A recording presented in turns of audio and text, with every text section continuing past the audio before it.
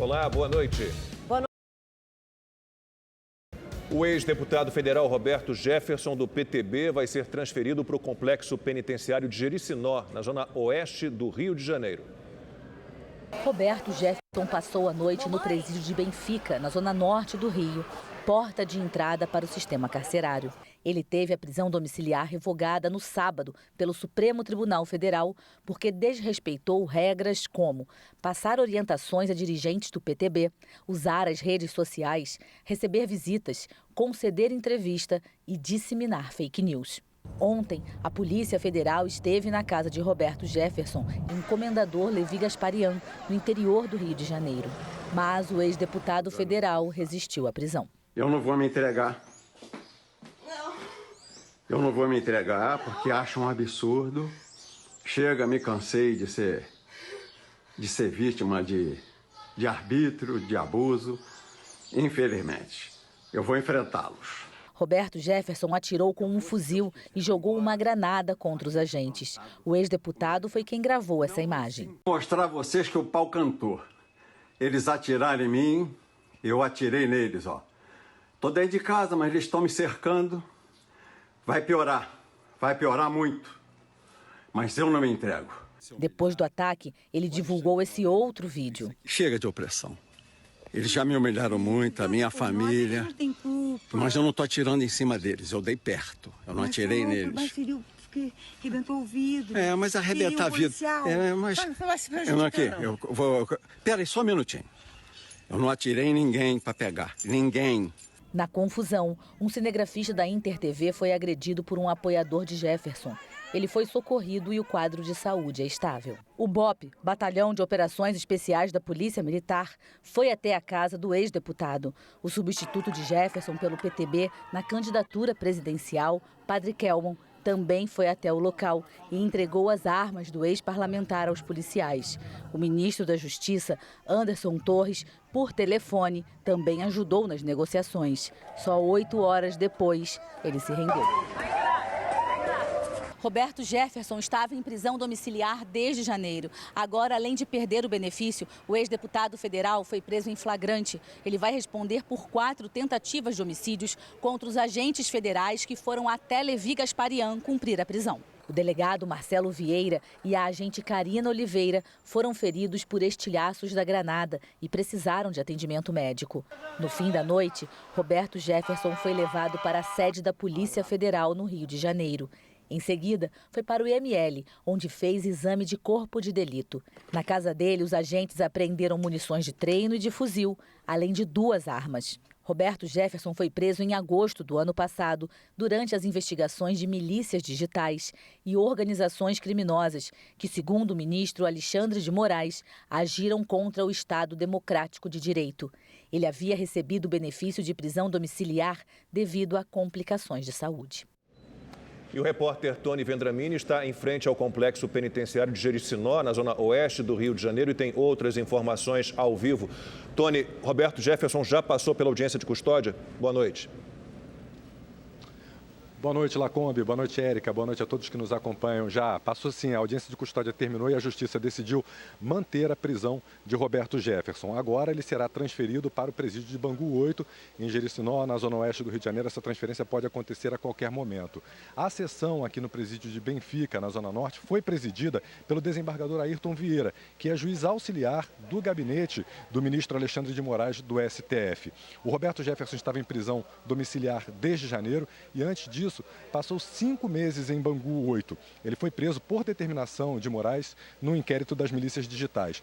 A defesa de Roberto Jefferson considerou que essa prisão foi arbitrária, porque o Ministério Público Federal se manifestou contrário à ação e também porque Roberto Jefferson não tem o foro privilegiado e, por isso, não deveria ser investigado no STF. Também hoje, a Ordem dos Advogados do Brasil anunciou que vai instaurar um inquérito ético-disciplinar contra Roberto Jefferson. Ao vivo do Rio de Janeiro, Tony Vendramini para o Rede TV News. O presidente Jair Bolsonaro repudiou o ataque de Roberto Jefferson aos policiais federais. E o presidente do Tribunal Superior Eleitoral, Alexandre de Moraes, determinou a retirada de publicações do deputado federal André Janones, que relacionam Bolsonaro a Roberto Jefferson. A decisão do ministro Alexandre de Moraes atendeu a um pedido da coordenação de campanha do candidato do PL, Jair Bolsonaro.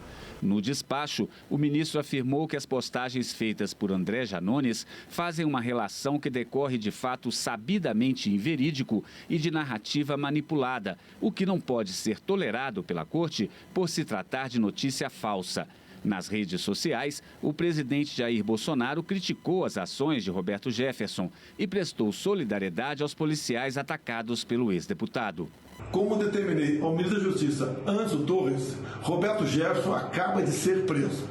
O tratamento dispensado a quem atira em policial é o de bandido. Presto minha solidariedade aos policiais feridos no episódio. O presidente da Câmara, deputado Arthur Lira, também repudiou as ações de Roberto Jefferson e disse que o país não admitirá retrocessos ou atentados contra a democracia. O presidente do Senado, Rodrigo Pacheco, disse que o Estado Democrático de Direito confere liberdades ao cidadão, jamais direito de praticar crimes e violar direito alheio. O ex-ministro da Justiça e senador eleito, Sérgio Moro, também prestou solidariedade aos policiais feridos. A Associação Nacional dos Delegados de Polícia Federal divulgou nota de repúdio, afirmando que é totalmente inaceitável qualquer tipo de violência contra policiais federais, em especial no cumprimento do dever. Também em nota, a Associação Nacional dos Peritos Criminais Federais afirmou que o desrespeito às instituições republicanas, como a Polícia Federal e o Judiciário, é inaceitável, sobretudo quando cometido com o uso de violência armada. Delegados da Polícia Federal criticaram a ação do policial que negociou a rendição de Roberto Jefferson. O agente apareceu em um vídeo conversando de forma descontraída com o ex-deputado e chegou a rir de alguns comentários. Em resposta às críticas, o policial afirmou nas redes sociais que é negociador formado e que a situação era de gerenciamento de crise, porque uma ação violenta poderia provocar uma tragédia e prejudicar o próprio nome da Polícia Federal. Segundo o agente, foi necessário agir daquela forma para reduzir a tensão. Um motorista de 68 anos invadiu a calçada, atropelou 3 mulheres e bateu num poste em Santana de Parnaíba, na região metropolitana de São Paulo. As vítimas não resistiram aos ferimentos. O motorista ficou preso às ferragens, foi socorrido pelo Corpo de Bombeiros e não há informações sobre o estado de saúde dele. A polícia investiga se o idoso teve um mal súbito antes desse acidente.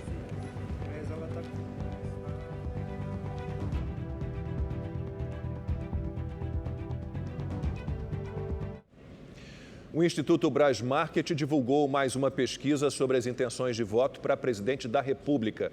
O levantamento mostra o presidente e candidato à reeleição Jair Bolsonaro à frente do ex-presidente Lula.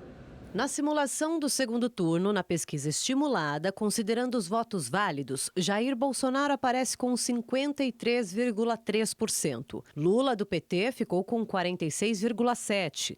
A amostragem de votos válidos não leva em consideração os votos brancos e nulos. Já no cenário geral, também na pesquisa estimulada, Jair Bolsonaro tem 47,7% e Lula 41,8%. 2,9% não responderam ou não sabem em quem votar. Brancos e nulos somaram 5,2%. 2,5% disseram que não vão votar nesse segundo turno. A pesquisa ouviu 2.400 eleitores com 16 anos ou mais em 529 municípios de todo o país. Ela foi realizada entre os dias 19 e 23 de outubro. A margem de erro é de 2 pontos percentuais para mais ou para menos. O Procurador-Geral da República, Augusto Aras, recorreu da decisão do ministro Edson Fachin, do Supremo Tribunal Federal, que rejeitou o pedido para suspender trechos de uma resolução do Tribunal Superior Eleitoral sobre fake news. A norma do TSE aumenta os poderes do presidente da Corte, Alexandre de Moraes, e permite a suspensão temporária de perfis, contas ou canais em mídias sociais. Augusto Aras afirmou que a medida caracteriza a censura prévia. No recurso, o Procurador-Geral pede que a decisão de Fachin seja reconsiderada ou que o tema seja levado a julgamento em plenário virtual. As estratégias dos candidatos à presidência na última semana de campanha são tema da rodada de opinião.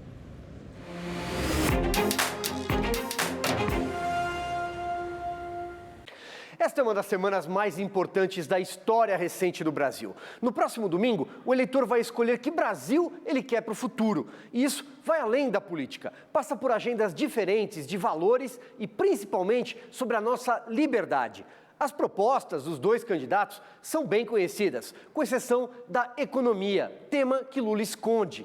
Quem seria o seu ministro da Economia? Alguém da mesma linha de Guido Mantega ou Antônio Palocci? Já do presidente Jair Bolsonaro, todo mundo sabe, é continuar esse voo que o Brasil levantou depois da pandemia, com mais empregos e queda nos preços. E o ministro será Paulo Guedes.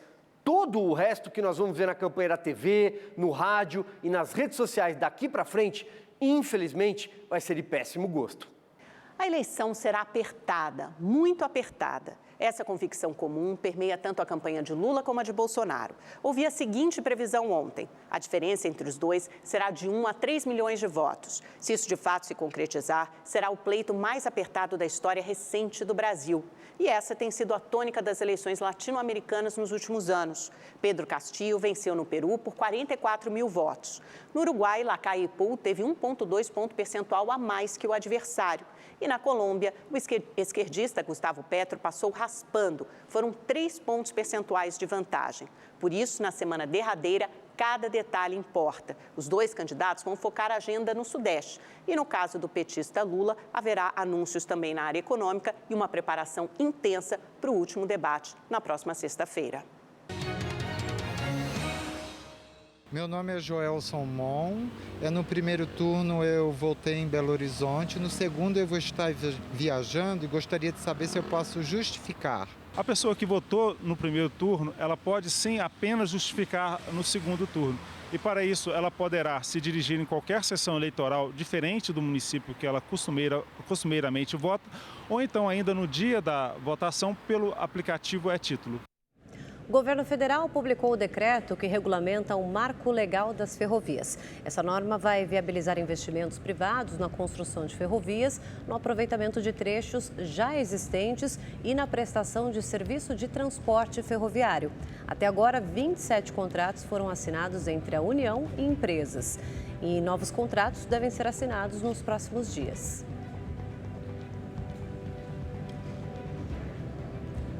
Vamos ver agora como foi o dia de campanha do presidente e candidato à reeleição, Jair Bolsonaro. O encontro com lideranças das comunidades rurais Nova Jerusalém e Leão de Judá, em Samambaia, cidade a 30 quilômetros do centro de Brasília, reuniu milhares de moradores. O presidente Jair Bolsonaro quis saber quais são as principais demandas da região e prometeu mais políticas públicas. Ele também relembrou as ações do governo que ajudaram a população do campo e destacou a entrega de 362 mil títulos de propriedade rural desde o início do mandato.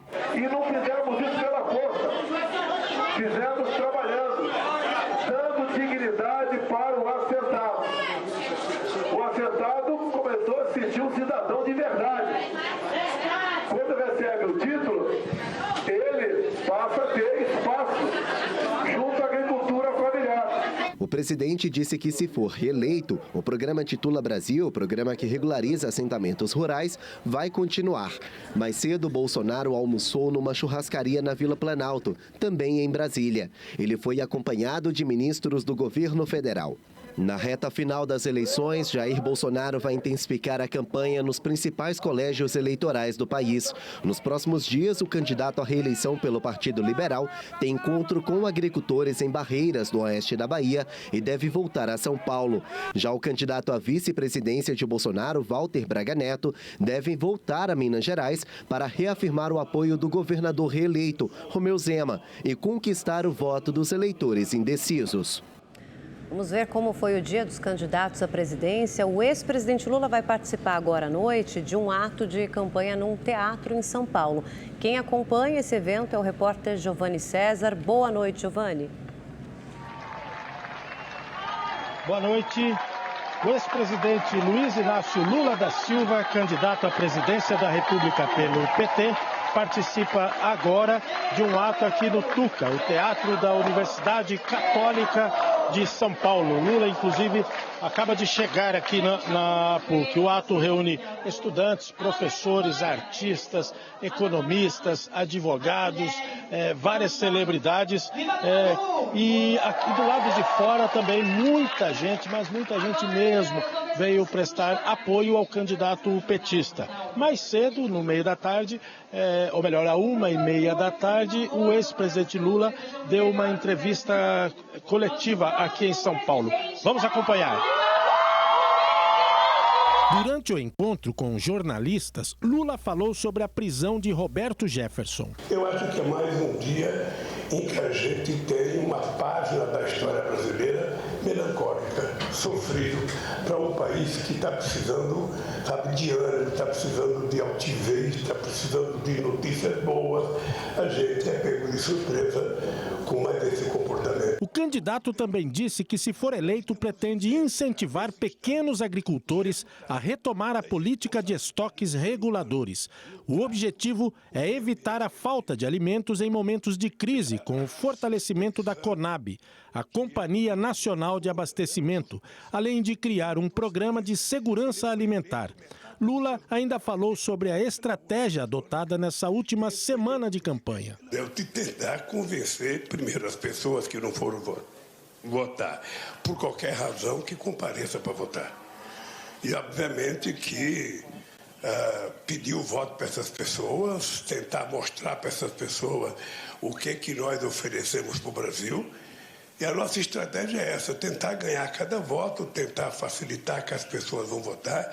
Acho que o ministro Barroso tomou uma decisão importante de garantir que estados e prefeituras possam permitir, sabe, fazer a concessão de transporte para as pessoas irem votar. Eu tenho que levar o comprovante de votação no segundo turno? Não precisa levar comprovante de votação nem certidão de quitação eleitoral, porque a Justiça Eleitoral tem no caderno e tem também no seu sistema o nome de quem votou. Isso não é obrigatório. O que é obrigatório é levar o título de eleitor e um documento com foto. Vamos mudar um pouquinho de assunto agora. Em Crato, no interior do Ceará, cerca de 60 mil pessoas acompanharam a beatificação da menina Benigna. E você vai saber agora por que ela se tornou um símbolo de pureza e castidade. Santana do Cariri, cidadezinha pacata de 17 mil habitantes, que fica a 60 quilômetros de Juazeiro do Norte, no sul do Ceará, está adornada com imagens da menina Benigna.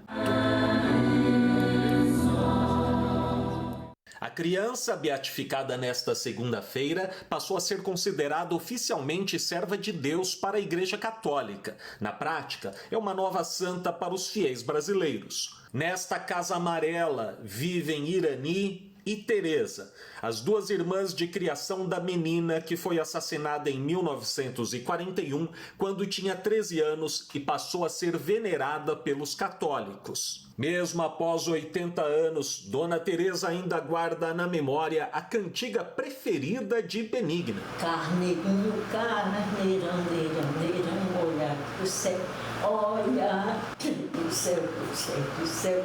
Neste local, a menina Benigna teria sido violentada por um homem chamado Raul. Este homem foi surpreendido pela resistência da menina, que mesmo com golpes de facão que retiraram os dedos dela, ainda assim, Benigna teria resistido em fidelidade a Deus para defender a própria castidade. Um santuário construído próximo ao local onde Benigna foi assassinada ao resistir à tentativa de estupro recebe devotos de todo o Brasil. Dona Raimunda trouxe a família para pagar a promessa que fez caso a filha e a neta sobrevivessem a uma gestação complicada. Se tudo desse certo, se tudo ocorresse bem, se escapasse as duas, eu vim aqui em Santana do Cariri com as duas, trazendo a criança vestida de Benigna para agradecer pela vida das duas. E hoje a gente está vendo todo mundo feliz, todo mundo com saúde. A gente só pode se emocionar, né? O caminho que leva ao poço onde Benigna iria retirar água e foi surpreendida pelo agressor é outro ponto de visitação. Esse grupo veio de Maceió. Em nossas almas acender acender. Já estes romeiros que vieram de Juazeiro do Norte dispensaram os ônibus e encararam 120 quilômetros na ida e volta no que chamaram de Pedalada da Fé. A gente veio para conhecer o local da Benigna. A fama de Benigna chegou ao Vaticano. Em 2019, o Papa Francisco autorizou a beatificação, a missa para este, que é o primeiro passo da canonização e que tornará Benigna santa no mundo todo, sofreu atraso por causa da pandemia. Mas aconteceu nesta segunda-feira, com cerca de 60 mil fiéis católicos que acompanharam a liturgia em Crato. O mercado financeiro reduziu de 5,62% para 5,6% a expectativa de inflação para 2022. Essa é a 17ª revisão para baixo do IPCA. Já a estimativa para o Produto Interno Bruto subiu de 2,71% para 2,76%. O PIB é a soma de todos os bens e serviços produzidos no país e serve para medir a evolução da economia. As informações são do Boletim Focus, divulgado pelo Banco Central. Rede TV News de volta. O ministro das Comunicações, Fábio Faria, convocou há pouco uma coletiva para falar sobre supostas irregularidades na divulgação da campanha do presidente Jair Bolsonaro. O repórter Igor Damasceno acompanhou essa coletiva e tem os detalhes para a gente. Olá, boa noite, Igor. Oi, Érica, boa noite a você, ao Lacombe, boa noite também a todos que nos acompanham. É isso mesmo, o ministro das Comunicações, Fábio Faria, acabou de conceder essa coletiva de imprensa. É uma informação de momento para denunciar uma suposta fraude por parte de emissoras de rádio de todo o país. De acordo com Fábio Faria, o Ministério das Comunicações contratou 2 empresas de auditoria para apurar uma informação, uma denúncia de que essas emissoras de rádio estariam privilegiando a campanha de Lula. Fábio Faria adiantou que entre os dias 7 e 21 de outubro, em apenas 14 dias, 154 mil inserções a menos teve o presidente Jair Bolsonaro em relação ao candidato do PT. Dessas, foram 29 mil inserções a menos só na região Nordeste, 17 mil a menos só no estado da Bahia. Eu lembro a vocês que inserções são entradas de 30 segundos, onde os dois presidenciáveis apresentam as principais propostas, falam quais são as expectativas deles para o futuro do país e, segundo Fábio Faria, essas inserções são extremamente importantes para que os eleitores conheçam um pouco mais do que pretendem fazer os candidatos caso vençam as eleições deste ano. Fábio Faria disse que é bastante perigoso isso que aconteceu, quer descobrir por que essas emissoras de rádio de todo o país privilegiaram a campanha de Lula e que a campanha do presidente Jair Bolsonaro foi bastante prejudicada. Isso caracteriza, inclusive, crime eleitoral. Eu lembro a vocês que são 154 mil inserções a menos para o candidato à reeleição Jair Bolsonaro, do Partido Liberal. Em números, Lula teve 53 dias a mais de campanha do que Jair Bolsonaro, se a gente fosse calcular essas 154 mil inserções de 30 segundos. O ministro das Comunicações, Fábio Faria, disse que já entrou com uma ação no Tribunal Superior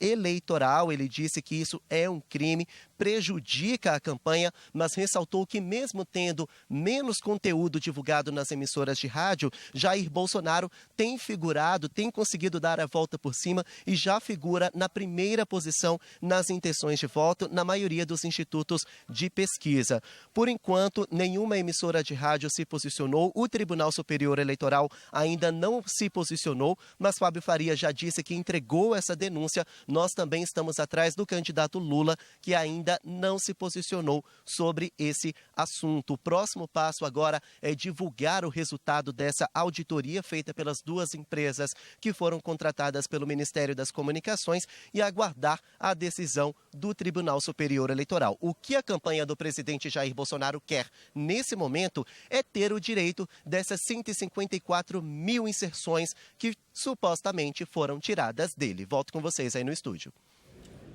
Obrigado, Igor, pelas informações. O Supremo Tribunal Federal autorizou que o governador de Alagoas e candidato à reeleição Paulo Dantas, do MDB, volte ao cargo. Ele foi afastado há 2 semanas por decisão do Supremo Tribunal de Justiça em meio a investigações sobre o uso de funcionários fantasmas e desvios de recursos quando era deputado estadual. Na decisão, os ministros Gilmar Mendes e Luiz Roberto Barroso afirmam que a Constituição proíbe medidas cautelares contra candidatos 15 dias antes do primeiro turno até 48 horas depois do segundo turno das eleições. Sem a presença do empresário publicitário Marcos Valério, senadores debatem o esquema de corrupção implantado no Brasil na época do escândalo do Mensalão. Cumprindo pena desde 2013 por peculato, corrupção ativa, lavagem de dinheiro e evasão de divisas, Marcos Valério já tinha dito que não iria comparecer à audiência pública no Senado Federal em Brasília, já que se tratava apenas de um convite. Condenado no caso do Mensalão, escândalo que veio à tona em 2005, o empresário disse durante depoimento à Polícia Federal em 2017 que o Partido dos Trabalhadores mantinha relações com o primeiro comando da capital, o PCC.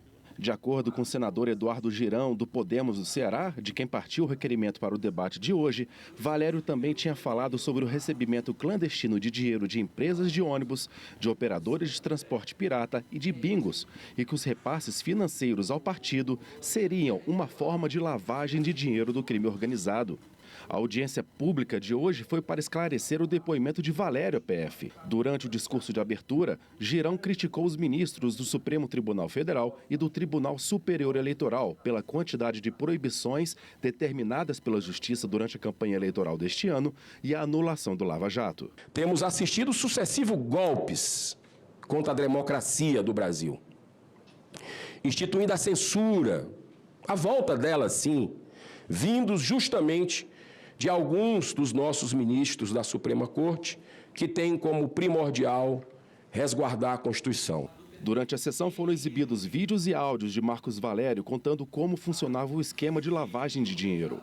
O desembargador Pedro Gebran Neto, do TRE do Paraná, lembrou sobre o superfaturamento na compra de um navio para a Petrobras na época do Mensalão. Esse navio sonda foi contratado por um prazo 10 anos renovável por mais 10, ou seja, num prazo máximo de 20 anos, num valor global de 1,562 bilhões de dólares. Repita, por favor. 1,562 bilhões de dólares, com pagamentos mensais de dólares, com pagamentos mensais de 6.333.365,91 centavos de dólares. Isso que a Petrobras despendeu mensalmente por um navio sonda, não por os 20 anos, porque depois acabaram rescindindo esse contrato, mas o valor do contrato, ao que me consta, não extraiu uma gota de petróleo esse navio sonda. O que o ministro Wagner Rosário falou há pouco do escândalo, que é conhecido no Nordeste, deputado general Girão, como o calote da maconha, né, que é o consórcio Nordeste, que comprou 300 respiradores de forma antecipada, a princípio até sem nota fiscal, de uma empresa que eu fui em São Paulo. E eu vi que era uma empresa que funcionava num prédio residencial. Ela só tinha tido 2 notas fiscais na vida, uma foi de 48,7 milhões de reais. Esses respiradores superfaturados até hoje não chegaram no Nordeste. Fica aquela pergunta: quantos nordestinos morreram por causa desse escândalo? O ministro da Controladoria Geral da União, Wagner Rosário, explicou que o órgão atua na detecção, prevenção e punição dos corruptos. Discutir a corrupção é um ponto essencial. Não pensem que a corrupção não causa mal. Eu fico vendo gente falando que defende a democracia e passa a mão na corrupção. Não existe democracia com corrupção. As temporadas da Stock Series e da Copa HB20 estão entrando na fase decisiva. Vejam como foram as corridas desse domingo. Pela Copa HB20, o Autódromo Velocidade Mogi das Cruzes, em São Paulo, encerrou a corrida válida pela 7ª etapa da disputa. Na categoria Pro, Thiago Riberi foi o grande vencedor. Já na Elite, a vitória ficou com Arthur Scherer. E na Super, quem se deu melhor foi o piloto Thiago Sansana.